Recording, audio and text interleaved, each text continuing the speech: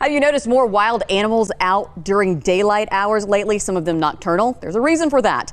It may seem they're acting strangely, but the fact is we are all trying to find ways to beat the heat, including our animal friends. I've seen the same raccoon family morning after morning for weeks, taking one of two paths across my yard, and every time they cross the street and disappear into the sewer. Susan Clement, a biologist and supervisor of the Wildlife Rehabilitation Program at the Environmental Studies Center, is joining me on the red couch. Susan, welcome. You brought two of your friends. Yes, I did. Yes, I did. All right, this is Cobb and that is Jackson. Yes, it is. Okay, snakes are also behaving differently in this heat. Yes.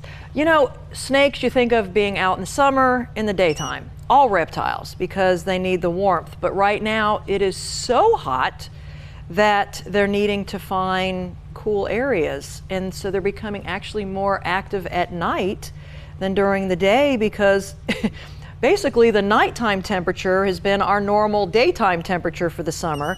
And they're also being found, unfortunately, in people's houses because it's cooler in houses. And they're looking for water, because not only is it hot, we're having a drought. So they're searching for water in cool areas. And what about birds? Birds are the same thing.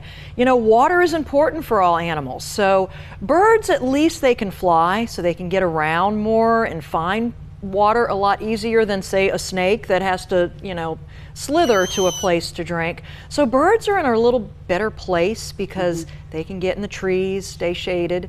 They can find water when they're flying. They can fly up high and find water a lot easier than reptiles and mammals like raccoons too. Now, Susan, a friend shared an email with me that one of her neighbors wrote to their HOA president. And in it, she said she saw a fox near her home the other day, and she's afraid that fox is going to eat a child. They should not be out during the day. No, again, it's just, you know, it's not only the temperature, it's habitat loss. You know, there's not as much habitat, so they're living amongst us now because we're building our houses and businesses, you know, in the habitats that they used to live. So, you know, I always tell people, yes, if you see an animal out active during the day, be aware of it, don't go near it. But just because it's active during the day doesn't mean it has rabies or it's going to hurt anybody. You just have to respect the wildlife, because again, they're having to live with us because they're losing places to live by themselves. Susan, what are the signs that an animal is in distress, and what should we do to help them in situations like that? So in terms of so we're talking rabies or heat? Heat. You know, if they're really laying around, breathing hard,